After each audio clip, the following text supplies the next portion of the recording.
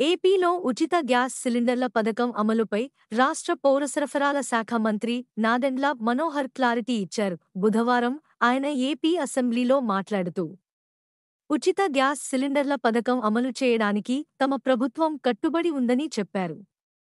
ఉచిత gallery gas సిలిండర్లపై త్వరలో నిర్ణయం తీసుకుంటాం.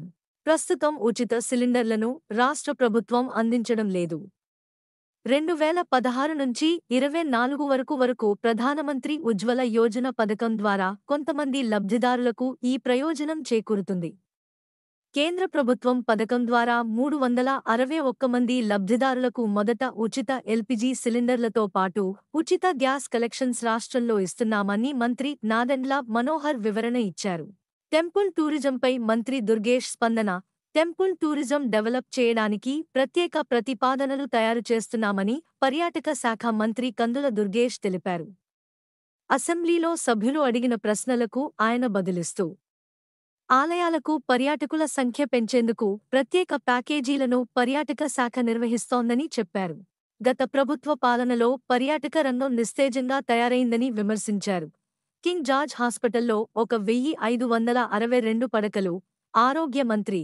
విశాఖపట్నంలోని కింగ్ జార్జ్ హాస్పిటల్లో 1562 పడకలు ఉన్నాయని, డిమాండ్కు అనుగుణంగా అదనపు పడకలు కూడా ఇస్తున్నామని ఆరోగ్యశాఖ మంత్రి సత్యకుమార్ యాదవ్ తెలిపారు. నిబంధనల ప్రకారం తగినంత సిబ్బంది అందుబాటులో ఉన్నారని, 600 కోట్ల రూపాయలతో మౌలిక సదుపాయాల అభివృద్ధి ప్రణాళిక సిద్ధంగా ఉందన్నారు. Also read. ఏపీలో సంచలనం రేపిన మదనపల్లె ఘటనలో ట్విస్ట్.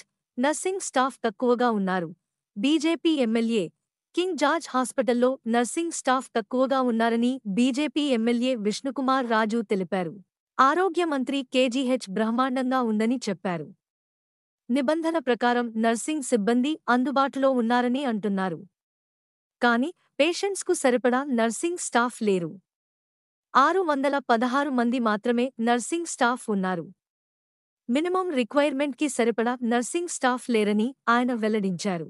మన ఛానల్కి సబ్స్క్రైబ్ చేసుకోండి, లైక్ చేయండి మరియు కామెంట్ చేయండి. మీ సపోర్ట్ మాకు చాలా ముఖ్యం. కొత్త వార్తలు మరియు అప్డేట్స్ కోసం బెల్ ఐకాన్ని నొక్కండి.